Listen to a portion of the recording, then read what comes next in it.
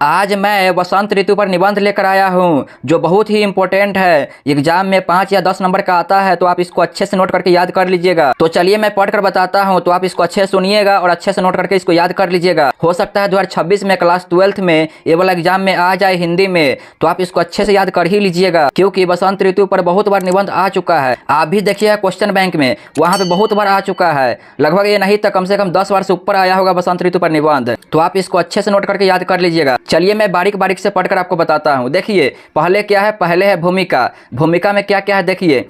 भूमिका में है भारत अनेक ऋतु का देश है। भारत क्या है, अनेक ऋतु का देश है। यहाँ गर्मी, सर्दी, बरसात, पतझड़, बसंत व हेमंत आदि 6 ऋतु का आगमन होता रहता है। आदि 6 ऋतु का क्या होता है, आगमन होता रहता है। इतना समझ गए। अब आगे देखिए, इनमें वसंत सबकी प्रिय ऋतु है। इनमें क्या है, वसंत सबकी प्रिय ऋतु है। अब आगे देखिए, जिसके आगमन पर सभी प्राणी हर्ष और उल्लास से झूम उठते हैं। जिसके आगमन से क्या होता है, सभी प्राणी हर्ष और उल्लास से झूम उठते हैं। अब आगे देखिए, इसलिए बसंत को ऋतुराज बसंत कहा जाता है। इसलिए बसंत को क्या कहा जाता है, ऋतुराज बसंत कहा जाता है। भूमिका में इतना ही था, इतना समझ गए। इसको अच्छे से याद कर लीजिएगा। अब आगे देखिए, आगे है वसंत ऋतु का महत्व। वसंत ऋतु का महत्व में क्या क्या है देखिए। वसंत ऋतु के महत्व में है स्वास्थ्य की दृष्टि से भी वसंत ऋतु का महत्व बहुत अधिक है। स्वास्थ्य की दृष्टि से क्या है, वसंत ऋतु का ही महत्व बहुत ज्यादा है। समझ गए इतना। अब आगे देखिए, इस समय न अधिक जाड़ा रहता है न गर्मी। इस समय न ज्यादा गर्मी रहता है न ज्यादा ठंडी रहता है। समझ गए इतना। अब आगे देखिए, गुलाबी जाड़ा, गुलाबी धूप जो मनुष्य आहार वहार को संयमित रखता है। इतना समझ गए। आगे देखिए, उसे वर्ष भर किसी प्रकार का रोग नहीं होता है। समझ गए इतना। अब आगे देखिए, इस ऋतु में शरीर में नए खून का संचार होता है। इस ऋतु में क्या होता है, शरीर में नए खून का संचार होता है। आगे देखिए,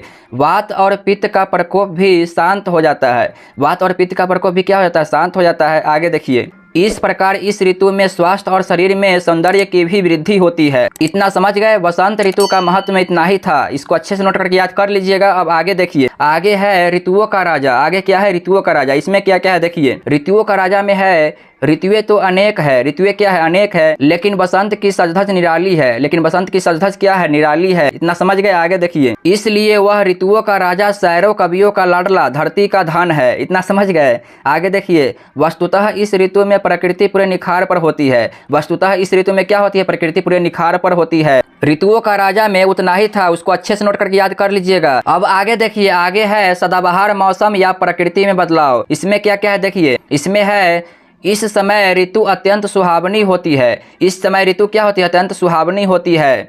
आगे देखिए, सर्दी का अंत और गर्मी का आरंभ हो रहा होता है। सर्दी का अंत हो रहा होता है और गर्मी का क्या होता है, आरंभ हो रहा होता है। इतना समझ गए। आगे देखिए, सर्दी में कोई ठिठुरता नहीं और गर्मी से किसी का बदन नहीं जलती है। मतलब है ना, उस समय मौसम बराबर होता है, ना ज्यादा ठंडी होता है ना ज्यादा गर्मी होगा, तो उस समय कुछ दिक्कत भी नहीं होता है। समझ गए इतना, वही इसमें बोला गया है। अब आगे देखिए, हर एक व्यक्ति घूमने फिरने का इच्छुक होता है। हर एक व्यक्ति क्या होता है, घूमने फिरने का इच्छुक होता है। आगे देखिए, यह इस मीठी ऋतु का विशेषता है। यह इस मीठी ऋतु का क्या है, विशेषता है। अब आगे देखिए, सभी जीव जंतुओं पेड़ पौधों में नवजीवन का संचार हो जाता है। सभी जीव जंतुओं पेड़ पौधों में क्या होता है, नवजीवन का संचार हो जाता है। अब आगे देखिए, वृक्ष नए नए पत्तों से लद जाते हैं। वृक्ष नए नए पत्ते से क्या हो जाते हैं, लद जाते हैं। मतलब नए नए पत्ते उस समय आते हैं वृक्ष पे। अब आगे देखिए, फूलों का सौंदर्य तथा हरियाली की छटा मन को मगन कर देती है। फूलों का सौंदर्य तथा हरियाली की छटा मन को क्या कर देती है, मगन कर देती है। अब आगे देखिए, आम के वृक्षों पर मंजर आ जाता है। आम के वृक्षों पर क्या हो जाता है, मंजर आ जाता है। तथा कोयल मीठी मीठी कुकू करती है। कोयल क्या करती है, मीठी मीठी कुकू करती है। अब आगे देखिए, इस सुगंधित वातावरण में सैर करने से बीमारियां भी कोसों दूर भाग जाती है।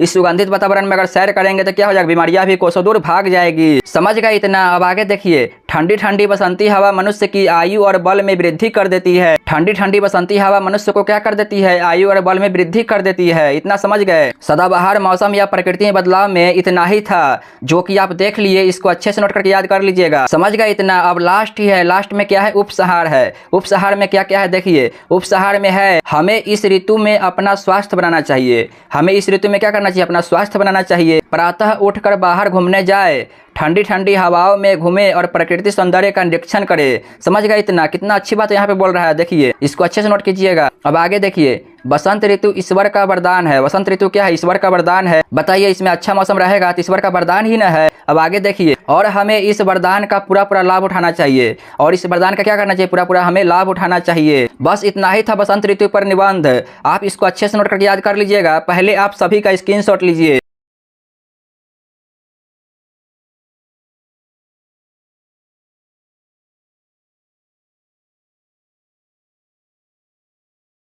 ले लिए स्क्रीनशॉट। आप इसको अच्छे से नोट करके याद कर लीजिएगा, बहुत ही इंपॉर्टेंट है, एग्जाम में पक्का इस बार आएगा, तो आप इसको अच्छे से नोट करके याद कर ही लीजिएगा।